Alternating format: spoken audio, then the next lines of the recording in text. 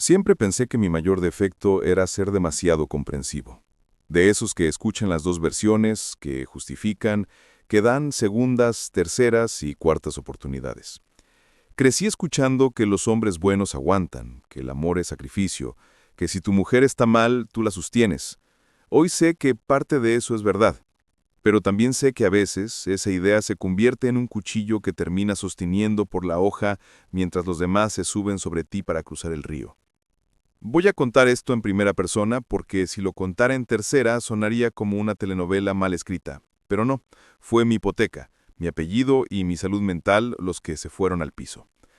Me llamo Pablo, tengo 37 años y mi historia empezó cuando yo tenía 29 y estaba en ese punto de la vida en que todos alrededor empiezan a casarse o tener hijos, y tú te preguntas si te quedaste atrás o simplemente estás esperando a la persona correcta. Yo era ingeniero civil, trabajaba en una constructora, ganaba bien para mi edad, vivía solo en un departamentito rentado y mi gran defecto, según mis amigos, era que me tomaba todo demasiado en serio. Mis relaciones anteriores habían sido largas, formales, de presentar a los papás y hablar de futuro. Ninguna funcionó, y siempre quedé yo como el bueno, pero no el indicado. Conocí a Ana en una reunión de un amigo en común.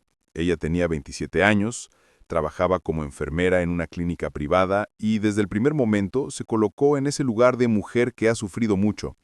Lo soltó en broma, pero no tanto. Yo ya viví un matrimonio, pero no cuenta, fue un error, dijo con una sonrisa medio triste. Ese día apenas platicamos un rato. Cosas superficiales, que el tráfico, que su turno en la clínica, que mi trabajo. Pero se quedó en mi cabeza.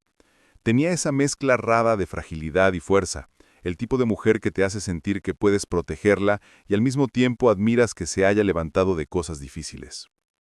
Nos agregamos a redes, empezamos a hablar más. Ahí fue donde me contó su historia completa. Se había casado a los 23 con un tipo, Sergio, al que llamaba mi ex tóxico, celoso, infiel, controlador. Estuvieron juntos 3 años, con peleas, idas y venidas, hasta que ella, según me dijo, juntó el valor y lo dejó. No hubo hijos. Ella se quedó con algunas deudas porque habían comprado muebles a crédito y el señor desapareció de un día para otro. Sus papás también tenían problemas económicos, un pequeño negocio que apenas sobrevivía, una tarjeta de crédito explotada por una operación de su mamá. Mientras me lo contaba, lloraba un poco y se limpiaba las lágrimas diciendo que ya no quería ser una carga para nadie. Yo, que venía de una familia donde mis papás, con su esfuerzo, siempre pagaron todo, fui sintiendo una mezcla de ternura y ganas de decirle, yo estoy aquí. No voy a mentir, una parte de mí se sintió héroe desde el principio. Era muy fácil acomodarme en el papel del hombre estable que llega a poner orden donde antes hubo caos. Ella se encargó, poco a poco, de alimentar ese papel. Me decía cosas como, nunca había estado con alguien tan tranquilo como tú. Contigo siento que puedo descansar. Me hace sentir segura.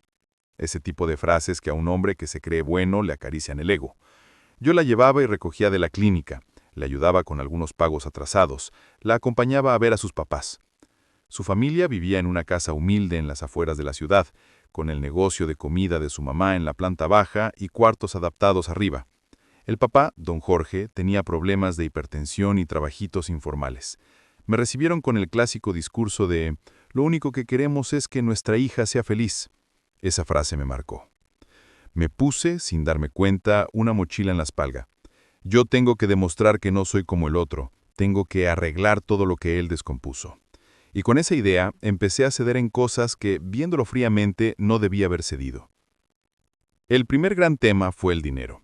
En nuestro primer año de matrimonio, además de la hipoteca, teníamos un coche a mi nombre que yo pagaba desde antes, gastos normales, nada del otro mundo. Ana aportaba su parte, pero también seguía ayudando mucho a sus papás. Si faltaba algo en el negocio, ella ponía.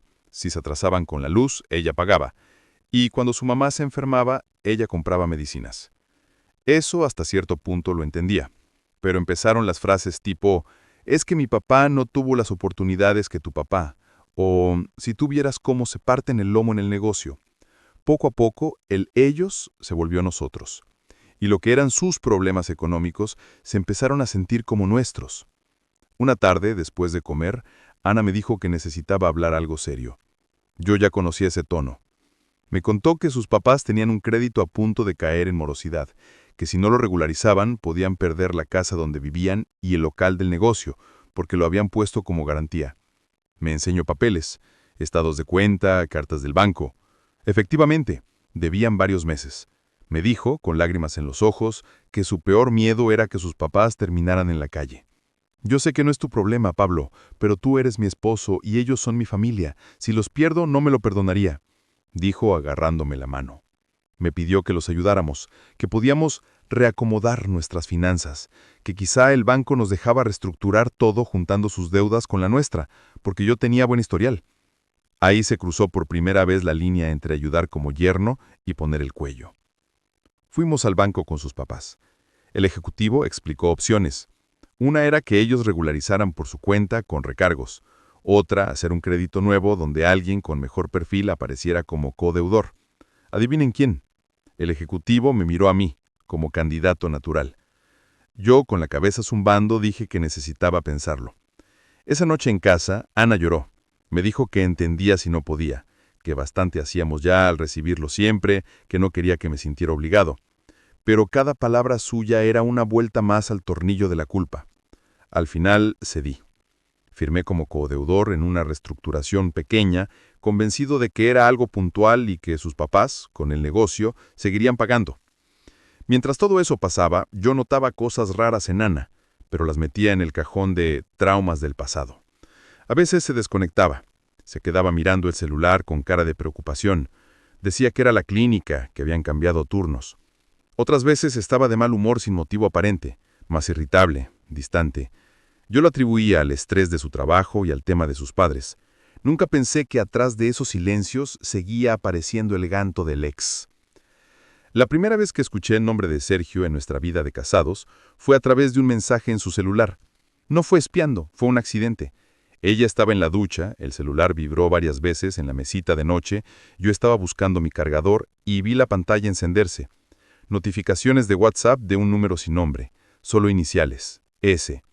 El último mensaje decía, solo quiero que hablemos, no te preocupes, no te voy a complicar la vida. El corazón me dio un brinco. No quise leer más. Cuando ella salió, se lo mencioné bien, sin acusar. ¿Quién es ese que te escribe así?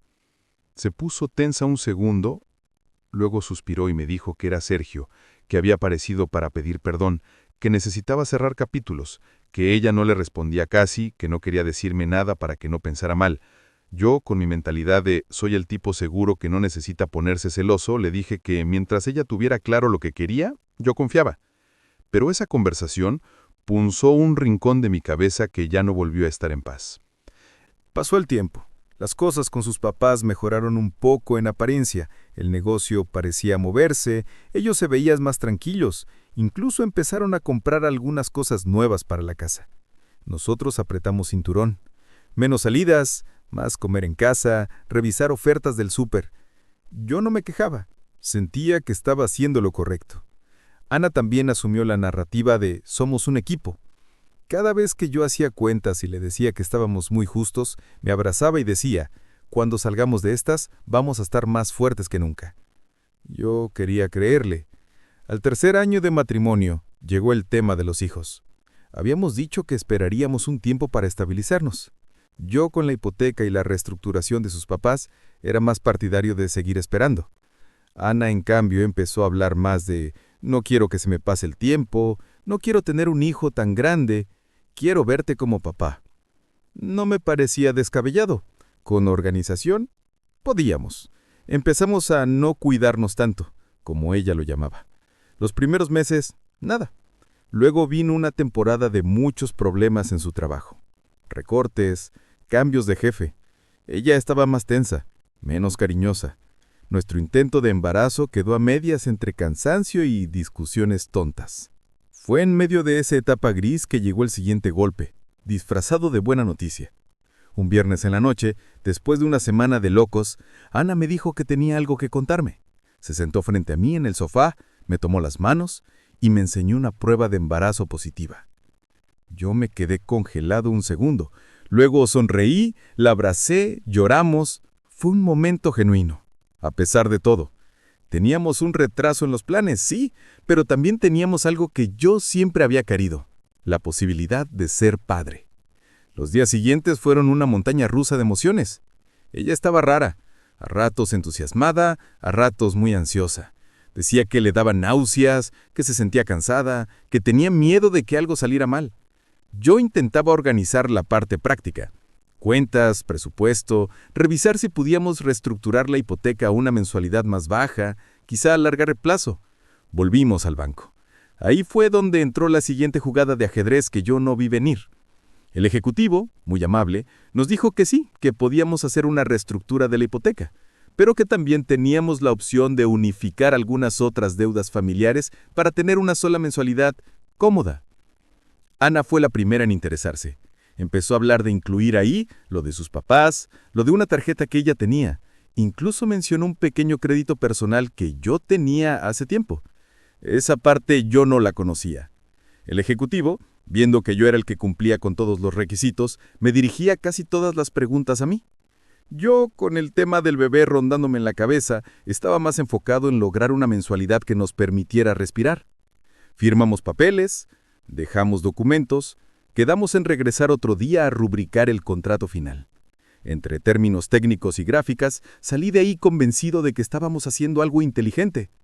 No fue sino hasta meses después que entendí que en ese paquete venía mucho más de lo que yo creía y que mi firma había sido la llave que necesitaban. Mientras tanto, el embarazo avanzaba. Fuimos a la primera consulta, escuché por primera vez ese sonido de latido rapidito que dicen que parece caballito. Me emocioné. Guardé la foto del ultrasonido en mi cartera. Empecé a imaginar cosas simples. Llevarlo al parque, enseñarle a andar en bici, ese tipo de escenas que uno se arma en la cabeza. Ana, sin embargo, seguía con ese aire extraño. No era la típica mujer embarazada radiante. Lloraba más, se enojaba más. Yo lo atribuía a las hormonas. Una noche, en medio de una discusión tonta porque yo no había llevado algo del súper, me lanzó una frase que en ese momento me dolió, pero no entendí. Tú no tienes idea de todo lo que estoy cargando, Pablo. Pensé que se refería a compaginar embarazo, trabajo y preocupación por sus papás. Luego entendí que se refería a otra cosa. El punto de quiebre llegó con un detalle aparentemente mínimo, una cita médica a la que yo no pude ir. Tenía una junta importante fuera de la ciudad, se la cambiaron a última hora. Ella me dijo que no importaba, que ella podía ir sola, que la doctora solo iba a revisar medidas y poco más. ¿Le creí? El día siguiente, cuando volví del viaje, le pregunté cómo había ido. Me dijo que todo bien, que el bebé crecía normal, que luego me enseñaba la eco. Sonaba normal, pero evitaba mirarme a los ojos. Dijo que estaba cansada y se fue a dormir. Al día siguiente, mientras ella se bañaba, su celular vibró en la mesa. Era un mensaje de la doctora, cuyo contacto yo conocía porque ya habíamos estado ahí juntos. No fue intencional, pero alcancé a leer el cuadrito de vista previa. Ana, recuerda que en el informe puse las semanas que tú me pediste, pero debes estar consciente de que según tus últimas fechas de regla y eco inicial, el cálculo real es otro. Habla esto con tu pareja cuando puedas. No estires más la mentira, te va a explotar en la cara. Sentí que la sangre se me heló. No abrí el chat, solo me quedé con esa frase flotando. Las semanas que tú me pediste. Otra fecha real. Mentira. Ese día no le dije nada. Me fui a trabajar con el estómago revuelto. En la noche, ya en la cama, le pregunté con calma. Oye, ¿me enseñas la eco de la última consulta? Me dijo que la había dejado en la clínica. Me pareció raro. Ana guardaba todo. Insistí un poco. Se molestó. Dijo que le estaba tratando como si fuera sospechosa. Ahí decidí soltar el hilo. Le conté lo que había leído. Se puso pálida. Se quedó silencio unos segundos eternos. Luego me dijo que sí, que había hablado con la doctora sobre las semanas, que se había confundido con las fechas, que se había asustado y no quería decir nada porque yo me iba a poner a sacar cuentas en vez de disfrutar. Me sonó a explicación improvisada. Le pregunté directo. Ana, ¿estás segura de que este bebé es mío? Nunca pensé que en mi casa, en mi sala, en mi matrimonio, iba a decir esa frase que uno ve en películas, pero la dije. Su reacción no fue un claro que sí, espontáneo. Fue llanto, mucho llanto. Se tapaba la cara, decía que no quería que esto pasara, que todo se salió de control. Cada palabra que no era un sí me clavaba un clavo en el pecho. La tuve que sentar, Le dije que hablara, que dijera la verdad, que doliera lo que doliera, era peor vivir en esta nebulosa. Entre sollozos, soltó lo que yo, en el fondo ya sabía, pero no quería escuchar. Había tenido un desliz con Sergio, unos meses antes de que decidiéramos buscar un hijo con más intención. Dijo que fue un último cierre, que se vieron para hablar, que tomaron, que se besaron, que acabaron en un motel, que había quedado embarazada y que al principio no estaba segura de quién era el padre, que cuando la doctora le dijo la semana se dio cuenta de que era más probable que fuera de Sergio que mío, que había querido arreglarlo pidiéndole a la doctora que inflara un poco las semanas hacia adelante para que cuadrara conmigo, que pensó que si el bebé me veía a mí como papá desde el inicio, eso era lo que importaba, que sabía que yo sería mejor padre que Sergio y que no quería arruinarlo todo. No sé cómo describir lo que sentí. No fue solo rabia, fue una sensación de haber sido utilizado a un nivel muy profundo. No solo como esposo, sino como proyecto de padre, como escudo. Me vi de golpe desde fuera. Ese tipo que paga, que firma, que rescata y que se come la culpa ajena. Y que al final no era ni siquiera el padre biológico del hijo que estaba esperando con ilusión. Se lo dije tal cual. ¿Todo este tiempo me tuviste planeado como plan B de tu vida? Ella llorando.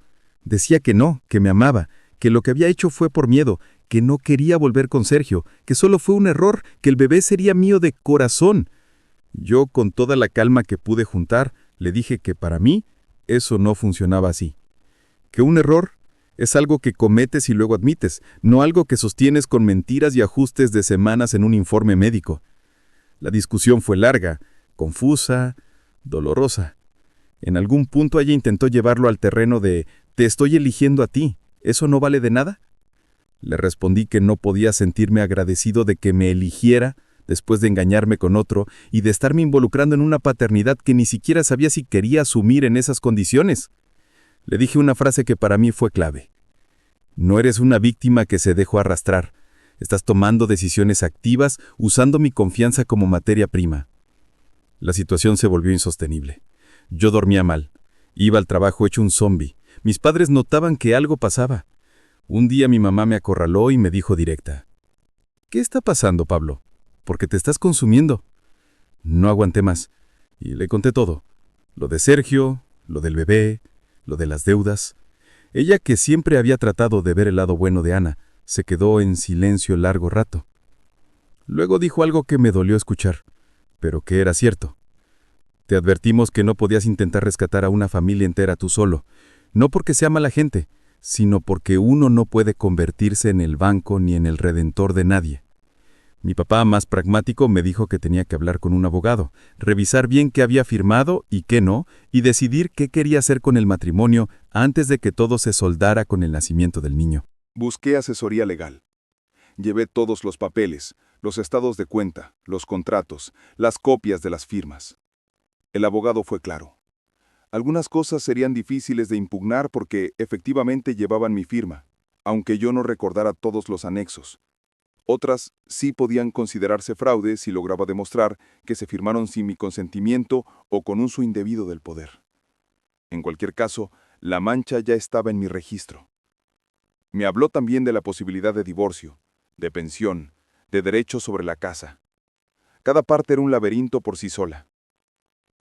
Con Ana la convivencia era un campo de batalla silencioso. Pasábamos de momentos donde ella intentaba actuar normal, hablando del color de la habitación del bebé, a explosiones donde me reprochaba frío. Me decía que le estaba dejando sola precisamente cuando más me necesitaba. Yo me debatía entre dos culpas, la de dejarla en pleno embarazo y la de quedarme atado a una historia que ya no creía, cargando deudas y un hijo cuya paternidad biológica estaba en duda. Hubo noches en que me quedaba sentado en el comedor, a oscuras, preguntándome en qué momento me había perdido tanto de mí mismo. El desenlace se aceleró poco antes de que Ana entrara al 7º mes. Un día recibí una llamada inesperada. Era Sergio. No sé cómo consiguió mi número. Luego supe que se lo pidió a un amigo en común. Se presentó con esa voz entre arrogante y nerviosa.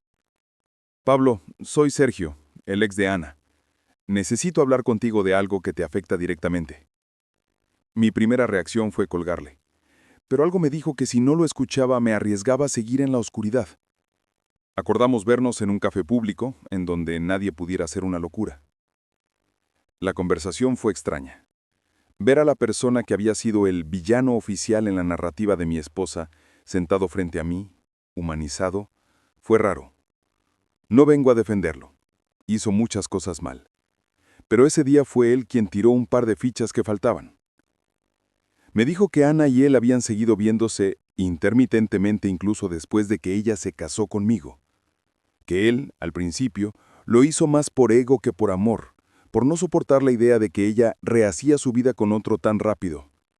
Que cuando ella le dijo que estaba embarazada, él se emocionó y quiso hacerse responsable, pero que ella lo frenó, que no quería repetir la historia con él, que conmigo tenía estabilidad, casa, futuro, que yo era un buen tipo y que con él solo tenía pasión y drama. Que le pidió textual, que la dejara tener a ese niño conmigo, así todos salían ganando. Sergio, según su versión, se sintió usado y se enojó. Por eso me buscó. No es que te tenga cariño, pero tampoco quiero ser parte de esta mentira. Le pregunté por qué no había venido antes, cuando todavía podía romper todo esto con menos consecuencias. Dijo que al principio pensó que Ana recapacitaría, que no iba a seguir adelante con el embarazo o que me lo iba a decir. Pero cuando vio que no, decidió alejarse. Pero ahora, con el bebé cada vez más cerca, no podía con la idea de que siguiera haciéndome creer que era mío mientras usaba mi apellido, mi casa y mi dinero como escudo. Me mostró algunos mensajes impresos donde Ana le decía cosas como: Pablo no sospecha nada. Tú sabes que serás el padre biológico, pero él será el papá en papeles. Leer eso, de nuevo, fue como recibir un golpe en el estómago.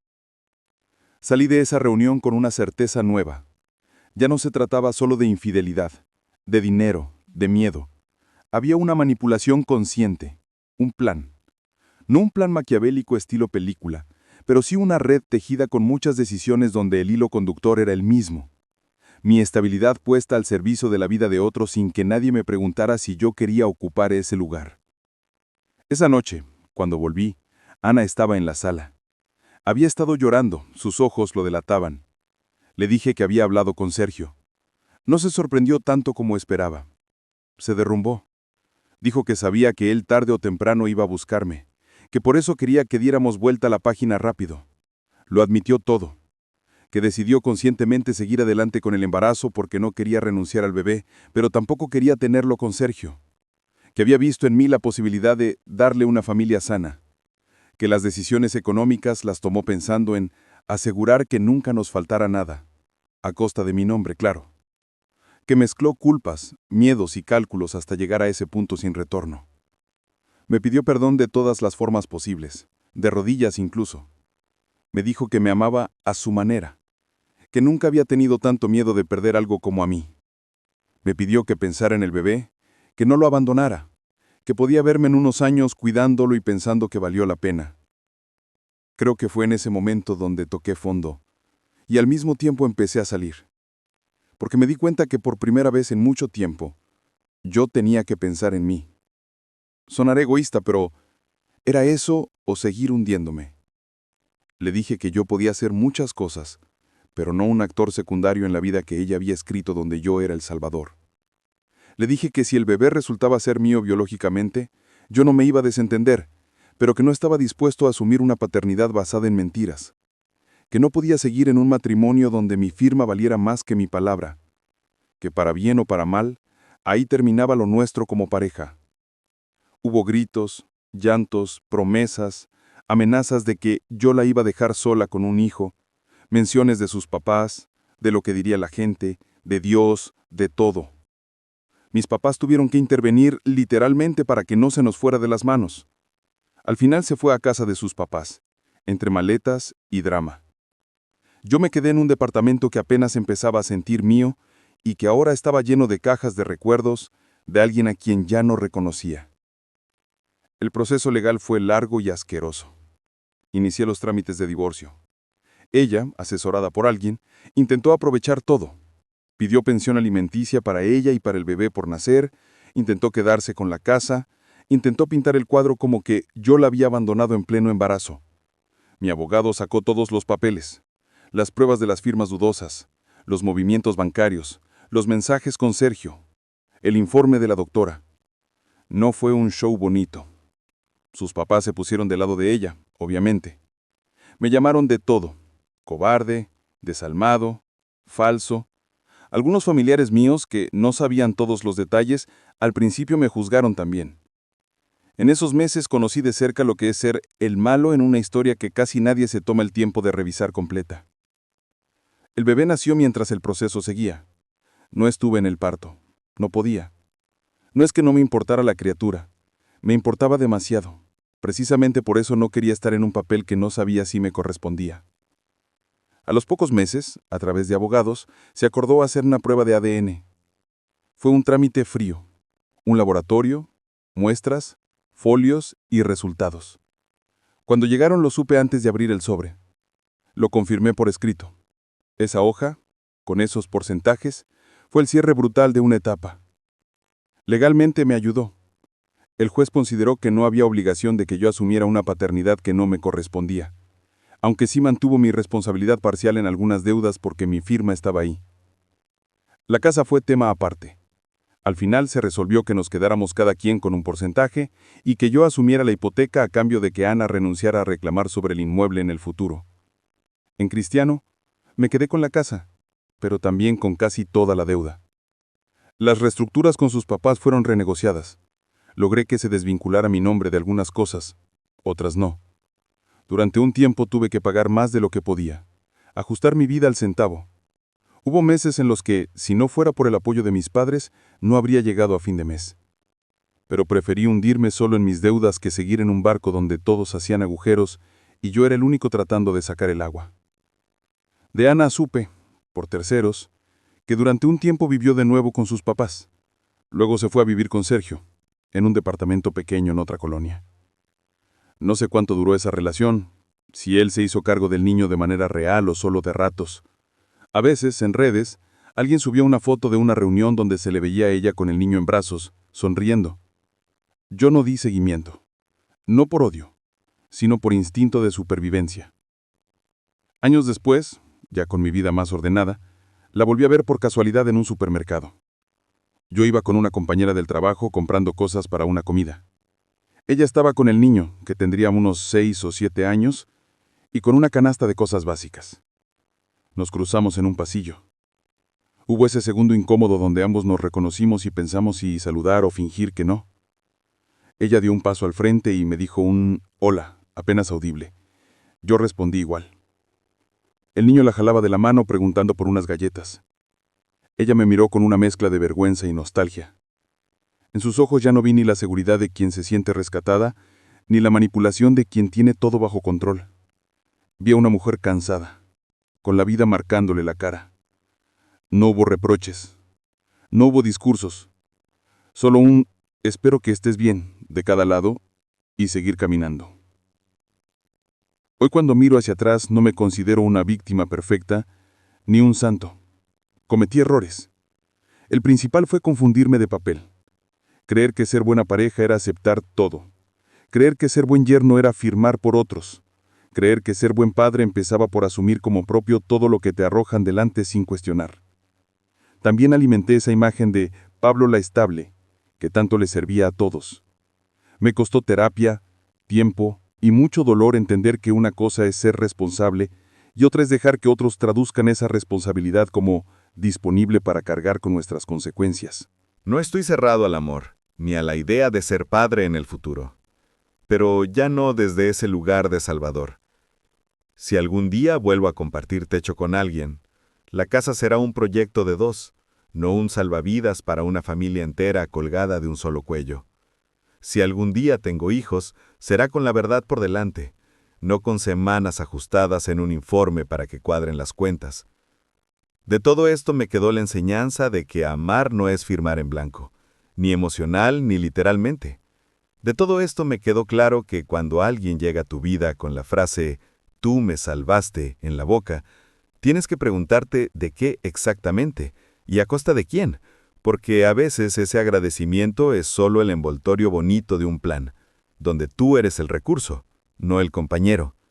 De todo esto saco que la paternidad, la pareja y la familia no se construyen sobre la culpa ni sobre el sacrificio unilateral, sino sobre decisiones compartidas donde cada quien asume su parte sin esconder bombas debajo de la alfombra.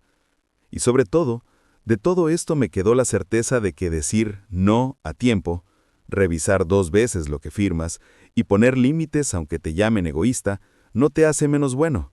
Te hace alguien que se respecta lo suficiente como para no permitir que su necesidad de ser el que siempre está, lo convierta en la herramienta perfecta de quienes, por miedo, por egoísmo o por costumbre, aprendieron a sobrevivir poniendo su peso en los hombros ajenos.